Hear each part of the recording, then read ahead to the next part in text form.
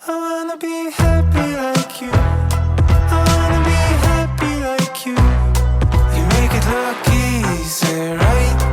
Can you please spare some light? All right, guys, we're back. How to Unhex Your Ex podcast. We're going to be presenting the second part of the third episode where we were dissecting some of the things that led up to the demise of our relationship and talking about some things that both Tia and I had never really even discussed with each other. So this whole experience has been oddly therapeutic, but definitely a vulnerable display here. We hope that you guys are enjoying it. We hope that you're getting something from it. Just to kind of recap, we talked about in the first episode some infidelity issues that happened. We talked about some issues with being new parents. I talked about some of the things that I struggled with as far as communication, and that's really where we're going to pick back up, is me being mad and unable to process that and communicate effectively. So we hope you guys enjoy the second part of this episode. We hope that you all are, again, getting something from this, and that if you all have input, if you have things you'd like to talk about, hear us talk about, feel free to reach out to us. But either way, here we go. I got super angry, and you were definitely on the receiving end of that anger, all while you were also dealing with this immense amount of shame, guilt, dissociation, all of these things. Yeah. You went away for a minute. Yeah, I went away for like 10 days. Yeah, 10 days.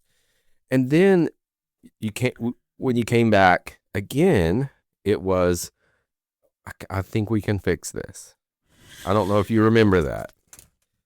I remember feeling so insecure and unsure. And so, like, I'm going to try to paint this picture for you. I had just lost my family. My mom, all of my parents had made it very clear that me as a human being wasn't, what's the word I'm looking for? Savable. I was pretty much a waste. That one, it didn't make the cut. She just didn't come to fruition like we thought. We didn't cook her long enough. That cake failed. Yeah, she did. She got a big old gap in the middle. So like I had lost my family, and I've always really thought that like one thing I could hold on to, I don't know why, but like one thing I could look at from that time is that like when we decided that it was over, neither of us really were like, well, let's circle the wagons back and try her again. Like, yeah. I can't speak to a memory that I remember in that time that I was going to try to make our family work. But I do remember feeling vulnerable enough to want to believe that was what was going to happen. You definitely said that you did. And so it gave me in the moment this weird idea that maybe this situation is savable. Maybe this situation has not been flushed quite as far down as I initially thought. Yeah. But in me, so that sent me into survival mode. It sent me into, maybe we can work something out. Maybe we can, because there was a lot of unknowns. Like, I was in fear. One absolute positive though, and that's that you only ever knew a nuclear family that stayed together, that worked it out, absolutely, that didn't bust up, that figured it the F out. Yeah. That was all you had ever known. And it's interesting because to think about that, my parents, they were married, and I know beyond a shadow of a doubt that my dad loved my mom. Mm-hmm. My mom, I think that she loved my dad. I know that she loved my dad. Sure. And I know that she loved us. But she also loved to not give a shit about anything. Like my mom was in her own lane. And if you wanted to come over to her lane, she's cool with that. But she ain't leaving that lane. But she ain't leaving her lane.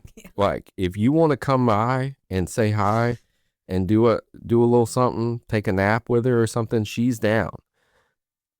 But if you're not doing that, sorry about your luck. Yep. And so I watched this. My parents never fought in front of me, but the silence spoke a lot. Yep. And but so I don't think you realized that silence for so long, because every time I ever heard you speak about their relationship was with such stars in your eyes, because you never saw them argue in front of you. That's true with the arguing. Yeah. But I will never forget, I was on tour with the campaign. I was in Shout out the campaign. Yeah, I was in Times Square. It was 2005, and I was approached by a news station, and they asked me. They put a camera in my face and a microphone out of nowhere, and they said, "Do you are your parents still married?" Or they asked me if I believed in love, and I said, "Yeah, I think I believe in love." And they said, "Are your parents still married?" And I said, "They're still married. They hate each other, but they're still married." I remember it like it was yesterday, and it was on YouTube for years. I've not been able to find it, but it was on YouTube with like millions of views. So like there's like millions of views of these people in Manhattan watching the news, and my little curly-headed ass with braces is like, man, they hate each other. Someone with lots of time, please find this and send it to me, please. So I knew that my parents' marriage, while it was still intact, was not perfect. I know that. But they did stay together. They did. And so that was something that was important to me. And again, in hindsight, my dad loved my mom, and my mom loved my dad. Yeah. My mom that was meant just, 2 different things. Yeah. They both had different forms of love. Yep. And they couldn't see that. Sure.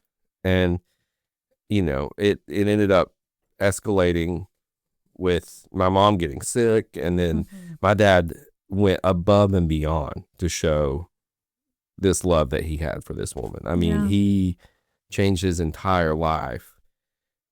And so I had that as an example. That was to your say, North Star.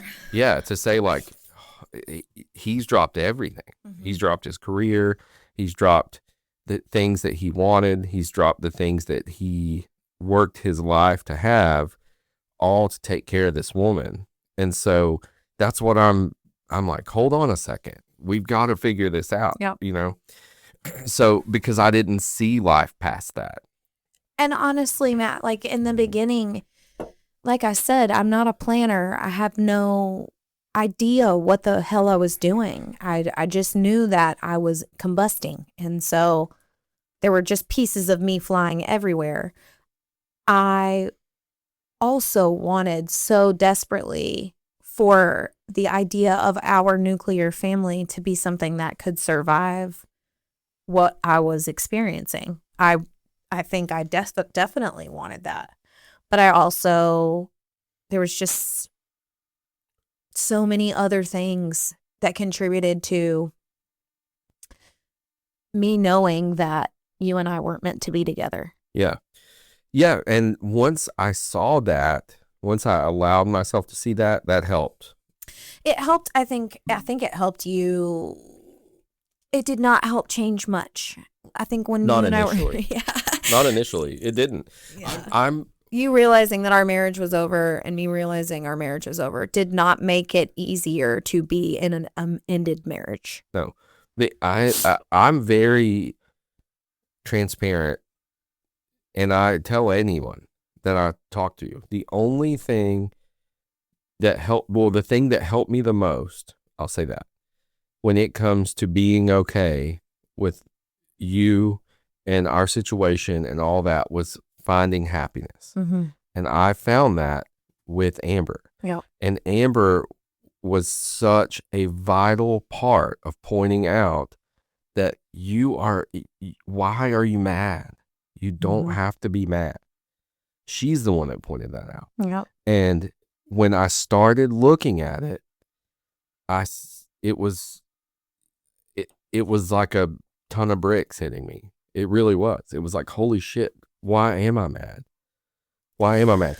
I think you just also, it was like habitual kind of at that point. Like, it absolutely was. There was just no way that you were going to change the tone from, I freaking hate you. Well, and I'll tell you, because initially that, to me, in those times, in the trenches, that would have been, in some weird, messed up reality, that would have been symbolic of you winning.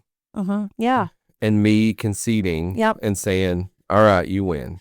And I think this is such an important piece, Matt, that like our egos during this, because we're hurting, because we have been hurt. I hurt you. I can absolutely look at the ways that things that I did caused you immense pain. And like, it was just knowing that I was capable of that made me feel like I needed to just jump ship, jump off a cliff, whatever. Just clock out. Yeah, be done. Jump shift. And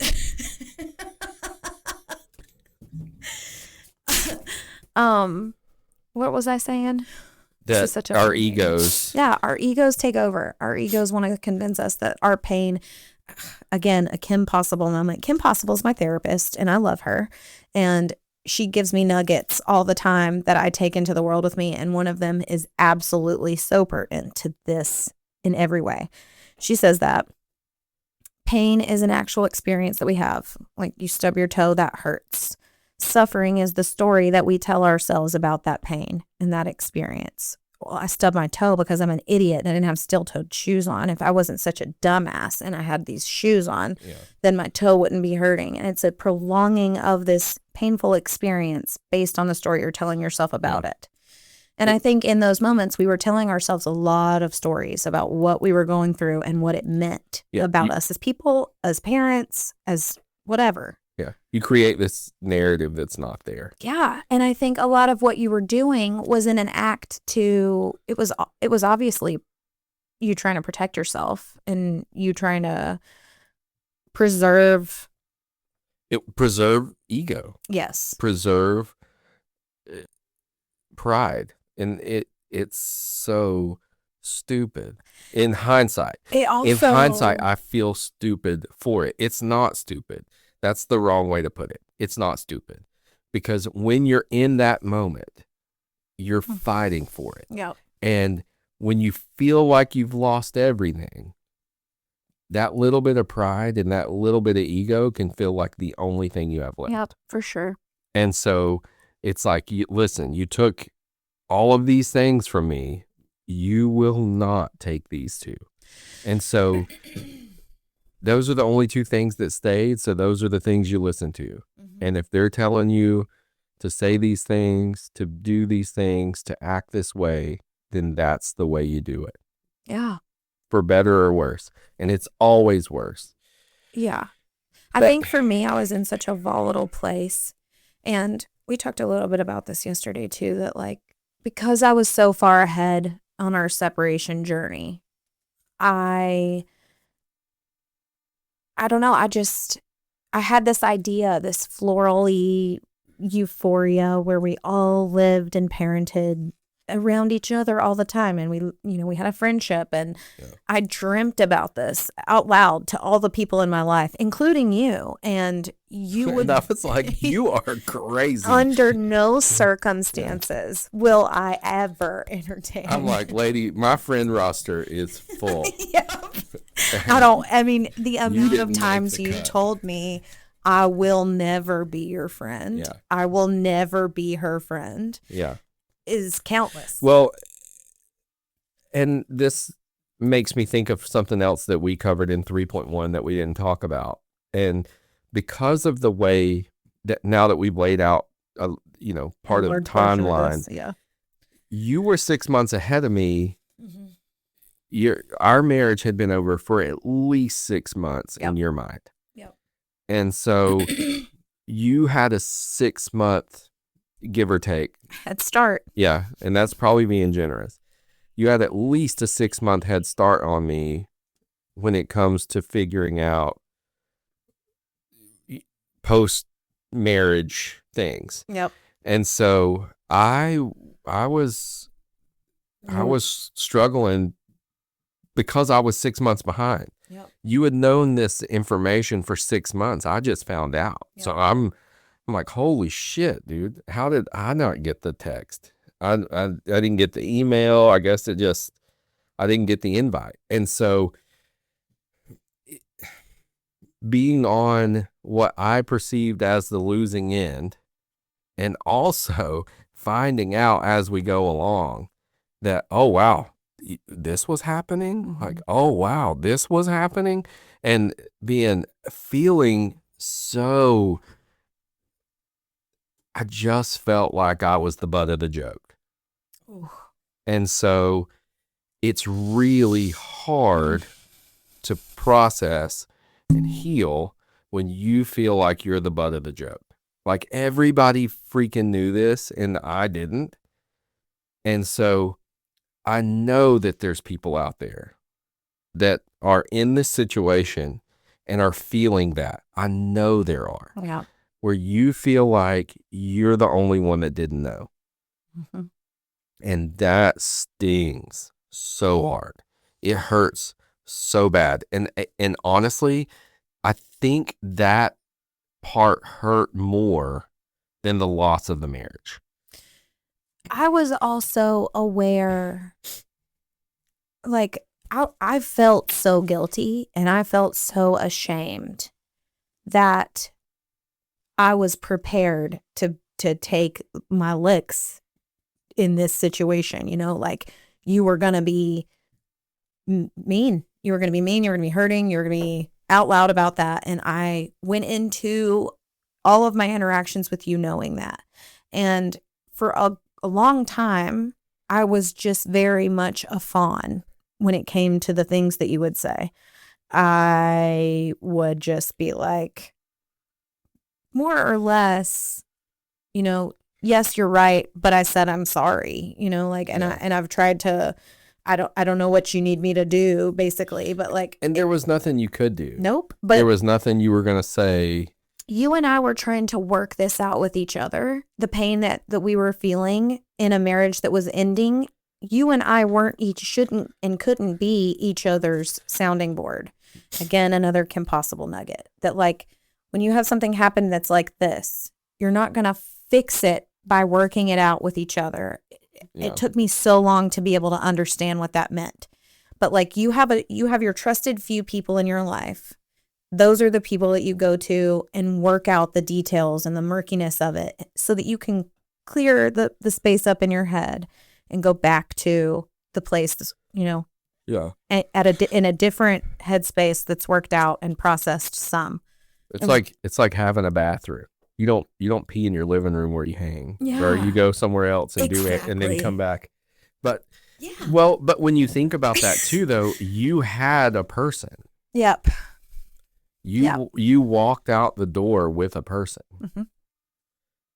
So I didn't have that. Yeah. And I think that's another reason why Amber was such a vital part of it for me. Mm-hmm. And because you had that escape, you had that person, You had someone to talk to. You had someone to tell you that it's going to be okay. And I didn't have that. Yep.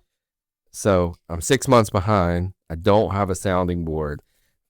I don't have a fallback plan. And initially, because of the malice and because of the anger that was there, that was present, you weren't able to be present. I never took Cohen from you, but in the beginning, we agreed that Cohen was going to stay at his home, his safe place. You would only stay there essentially when I was at work. Yeah. So you just made it clear that you did not want me to move in with Chris and take Cohen there. Yeah. And you didn't want me to have Cohen around Chris. Those were your boundaries. So to prevent him being around Chris, I lived at home, and when you would be home from work, I would leave and go to wherever Chris was. Yeah. And so that, again, threw me back into the single parent. And so it really was getting thrown into all these different situations that I had never even dreamt of being in. Yep. So it did create a lot of anger. And so we fought it out. I mean, gloves on. Most of our fights initially were you pointing out all of my many, what do I want to call them, grievances or transgressions. And just really painting a picture that Chris was a bad person, that she was not, like, that was the hill you were going to die on. Yeah. Is that Chris was awful. And, like, again, two interpretations of the same story. The timing of Chris and I getting together was so painful in terms of, like, having time to process. There was none of that for you. I came out, Chris and I got together, and then that's who I've been with since. Yeah. It came on the heels of two infidelities. Yep. That were long lived. Yep. And then it's crazy because you had gone away, and so naturally I'm cleaning up our space and separating your stuff from my stuff, and I'm finding all of these things that honestly kind of drove home that feeling of being the butt of the joke, of like, how did you not find this? How did you not see that this was a thing? Like, what are you talking about? And so it did make I remember you telling me this story. Yeah. A few months ago. Yeah. I have no memory of that. Yeah. And it is unthinkable for me to imagine you having to be in that situation where you're already actively trying to process so much shit. But now we add party favors and, like, you just. Yeah, it's just in your own home. That's just. And it's just finding things that were blatant clues of what you had been doing that I was just oblivious of. And so it just kind of kept reopening the wound. And so yeah, I did get hateful, and I did see Chris as someone that was part of the problem initially, and I was not kind about it at all. I was not kind. And I think in the beginning I was so committed to letting you feel that out because I felt like I had earned it. Well, and in hindsight, I don't know that, like, I don't know if that's the right thing to do. It was the process where it was a little bit cathartic for me to finally. Well, initially you fought it. Initially you did fight it. Initially you were like, no, you're misinterpreting this. Like, no. Oh yes. No, I would then, definitely, when you would mischaracterize Chris, or in my opinion, mischaracterize Chris, I would correct you. Well, yes. and the other people before that. there were times when you would get very defensive. And then I think, like we've said on this podcast before, time heals a lot of things and time clears things up. And I think as much as time was working its way with me, time was also working its way with you. And I do feel like you hit a point where you were like, you're right. I did some really messed up stuff. Absolutely. And I don't think I was able to admit it to myself initially, because like that would be me admitting that I was a terrible partner, a terrible mother. I had put something in front of my family. Like that's what that would have ultimately meant, to admit that. Now I understand a lot more of the entire picture, and I'm able to see myself with love and compassion in my eyes as a person that was deeply hurting and so trying so hard to figure it out. And I wreaked havoc in the lives of people that I love. And somehow, through the power of forgiveness and just a little compassion, we have managed to feel what we were actually feeling, to the point where it doesn't control our whole family dynamic anymore. That also included us being horrific to each other. Yeah.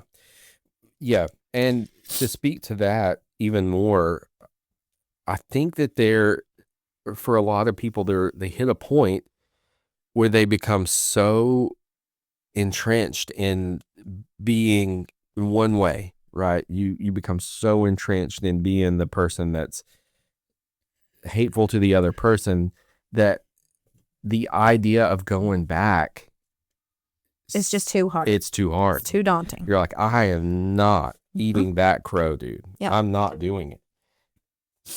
In reality, you can't. It's not too far. You're never too far. Ever. You're never too far. I wish so much that there was a way to give a visualization of the depths from which we actually have come from, and the power of being honest and owning what we have actually, the ways we've impacted each other's lives, getting those apologies even years later, and giving those apologies even years later does not change their impact at all. Yeah. It in fact only increased the impact that it had on me to be able to sit down with you and your wife and have conversations about how all of that time felt for us as individuals, and be able to say, now through this new lens that you've afforded me by being in my life, I'm able to see the ways in which I did so much harm, and I'm deeply sorry for the ways that I impacted your life in that way. And it means so much. It sinks down into all my little parts to hear that meaningful coming back to a thoughtful approach to that time. Yeah. Well, and it shows so much growth. It just shows so much growth that you've evolved. Feels like the scariest thing. Like you just described it so well, where you're to a point where you're like, well, shit, I can't go back now. Like I can't eat these words now. Yes, you can. You can do it. And honestly, you don't have to eat any words. Yeah, you could just say new ones. Yeah. And or you can say, I didn't handle this right. Let's start over. Yeah. Can we just start over? Can we try again? Let's hit the reset button. Hi. My name is Matt. Your name is Tia. We were married once. The shit hit the fan. Yeah. Can we start anew? Yeah. And it also helps because when you're talking about this, you're not in this situation if you don't have a child. Yeah. Because if you don't have a child, you just dip out. You just say, I'm out, and you go your way. I mean, because it's very interesting to talk to people. Like I talk to people that I work with, and they're like, yeah, I was married before. I'm like, oh, do you ever talk to them? And they're like, well, no. I'm like, oh, so you don't have kids? And they're like, no. Why would I talk to them? We're divorced. And I'm like, oh. Yeah, I mean, I guess that checks out, But if you have a kid, you have to. You have to. Forever, you are handcuffed to this person, whether you like it or not. Yeah. So it's worth it to at least try to start over. Yeah. And you don't even have to like each other. Just don't say hateful shit. And when you find yourself saying the hateful shit again, like there's so much value in saying it out loud, like, okay, look, I'm doing the same thing I've done before. We're falling back into this habit, like putting a name to it and putting a flashlight on it so you both can be like, yes, this thing is happening. Okay, we're pivoting, intentionally moving what we're doing. If we have to stop talking this way or whatever the case may be, there are solutions. And it very rarely, it wasn't like a switch flipped and we just were suddenly best friends again. That's not how it worked at all. Not at all. It was a whole lot of backsliding, a whole lot of doing the same shit that we had been doing and realizing we were doing it. And then just in that moment being like, okay, we're going to not talk about this for a couple of days. We're going to cool off. We'll revisit. Just those tiny adjustments made such a huge impact on our overall experience in those early stages of just being able to say, like, this is spiraling. We got to stop. Well, it's such a marker for that is escalation. If you feel yourself getting escalated, Yep. it's better to stop. Yep. Immediately. It's better to stop.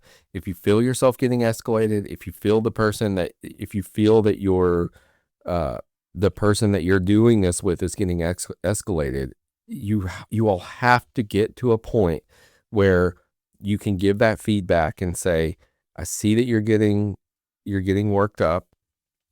I don't want this to end in a negative way. So let's put a pin in it. You go to your corner, I'll go to mine, and we'll revisit it. Yep. And I feel like that was one thing that really was hard for us to do in the beginning because we were so bad at you would get escalated or I would get escalated, and then the other one would escalate to that level, and then it was off to the races. Yeah.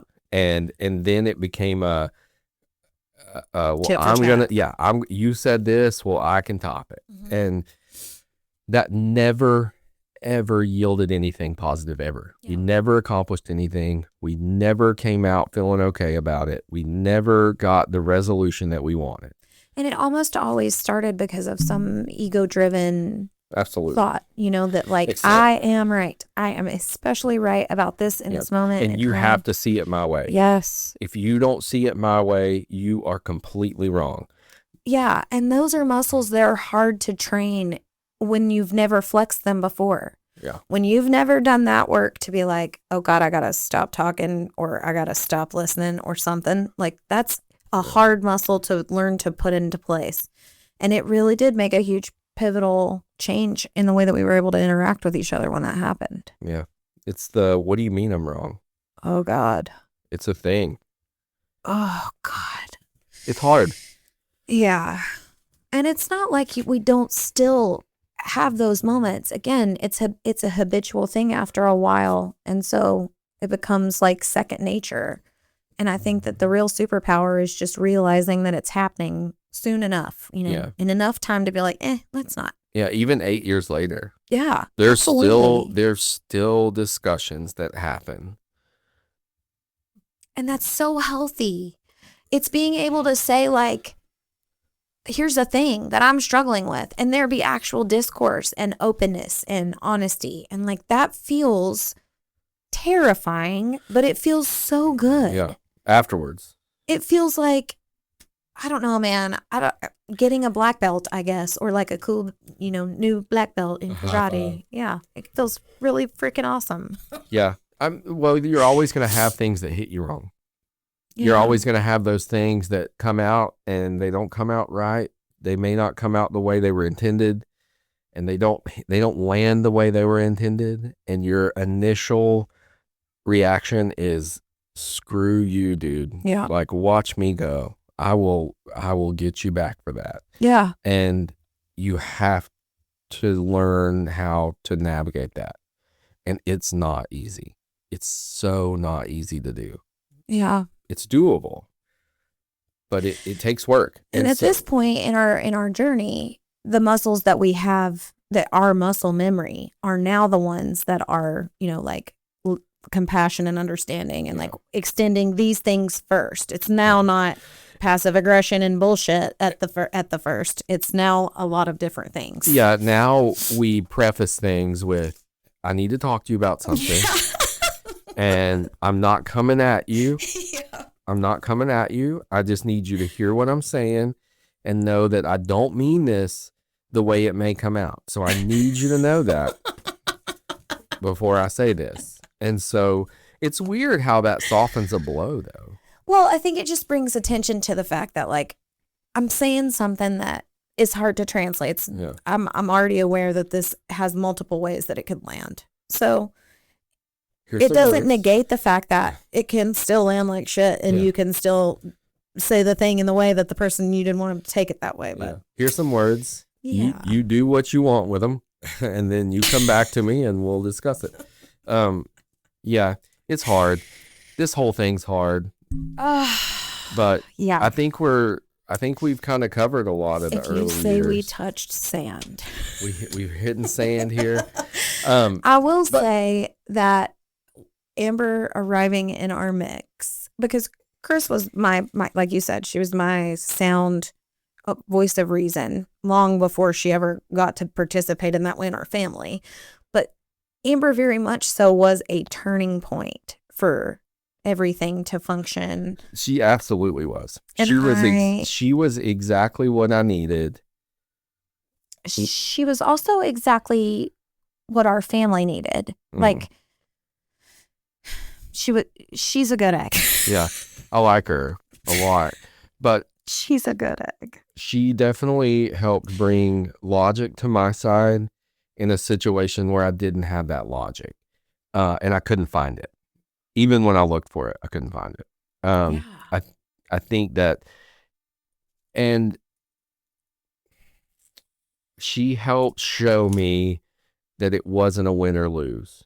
And so looking back on that now, that's the biggest piece of advice I can give to someone on the receiving end of infidelity, on the receiving end of a divorce, on the receiving end of looking down the barrel of having to co-parent, especially maybe co-parenting in a situation where the person that left you is with the person that they were not faithful to you with, is you're not losing. You're not the butt of the joke. You're not less than. You're not any of these things. It just takes putting some effort in and finding your voice, being able to get your feelings across without the daggers.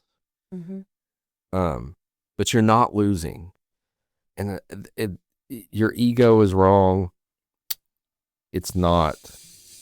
Your ego shows up to try to protect you from stuff. Your pride is not lost. Yeah. It's just hard to imagine it. But I think that that's a piece that's probably really important too, is to spend some time thinking about the ways that your life would be different if there were peace within your co-parenting structure. And like imagining and willing some of that into your brain too. Because if it's all filled up with proof of how terrible it is to co-parent, then that's really all there is. It is a mental shift too in your brain where you have to say like, nope, that is the human being that is attached to my child. And I have to care about that. Yeah. Well, another thing I said in 3.1 that I want to make sure gets out there.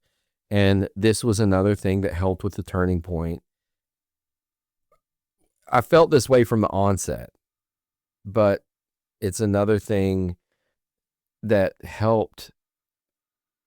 It was a mantra that I used throughout the entire thing, to be completely honest with you, was that I didn't want to take Cohen from you and I didn't want to take you from Cohen, because at the end of the day, Cohen deserved and needed to have both parents.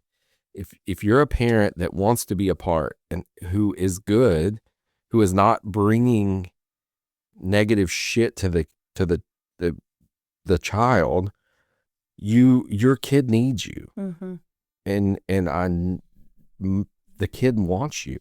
So If you can just make that one thing the common ground, yeah, the main focus, the thing that you can equally mutually focus on is that at the end of the day, this is our mutual, the thing that we have between us. And it's the most beautiful, precious thing that we really do need to care about. even if it's the only thing, Yeah. even if you guys cannot find any common ground, Yeah. you do have that. Yeah. You have a child that you created who is amazing and deserves you and deserves their other parent. And there's a way to make that work. There's a way to do it. You don't have to be best friends. We're fortunate that we are best friends. Mhm. We are able to, our families are best friends. We are able to do things together and coexist and be as supportive for each other and all of these things. But that's not the only model. And It's that's not not. the only example of peaceful parenting and co-parenting at all. Like, if you don't ever end up best friends hanging out on Christmas with your ex, like that doesn't mean that you haven't nailed co-parenting. Yeah.